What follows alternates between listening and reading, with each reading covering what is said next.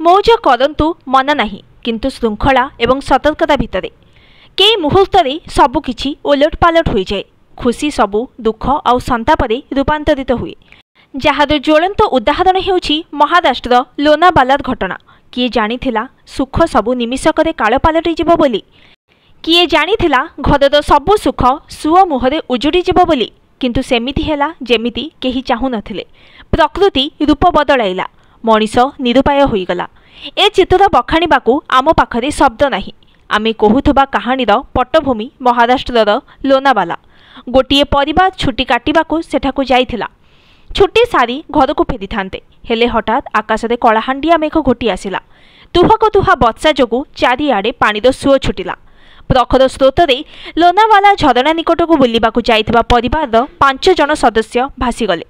जीवन बंचाइबाकू भूसी डैम को चलीगले। तथापि काल काहाकू भी छाड़ी नथिला। शेषरे 3 जनकर मृतदेह उद्धार हैला। सुख उजुड़ी जाइथिला। दर्शक बंधु, ए घटना जहाँ घटी ताहार पुनरावृत्ति न हेउ समस्ते चाहती।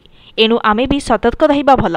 वर्षा बेले केउ आड़े बुलिबाकू गला बेले यथासंभव सतर्कता अवलंबन करिबाकू पड़िबो।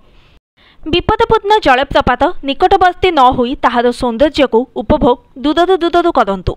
विशेषकर आम राज्यर केन्दुझर मयूरभंज भली जिल्ला रे एभली अनेक जलप्रपात रही। गुंडीचा घाई, बड़ घागरा, सान घागरा भली जलप्रपात पाखरे वर्ष तमा भिड़ जमे। हेले किछि जलप्रपात वर्षा दिने कराल रूप धारण करे।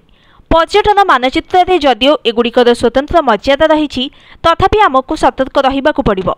छोट पिलांकू साथिरे नहीं जाउथिले पानी पाखकू नियंतु नाही। पहाड़ उपरे फोटो उठाइबाकू जाई विपद को आमंत्रण करंतु नाही। सेल्फी नेबाकू इच्छा थिले बही जाउथबा पानी आउ भीम रूप धारण करिथिबा जलप्रपात ठारू दूरेई रुहंतु। बस आपणक सतर्कता ही आपणकू भलरे भलरे घर को फेराई आनिबो। Bureau report, news today.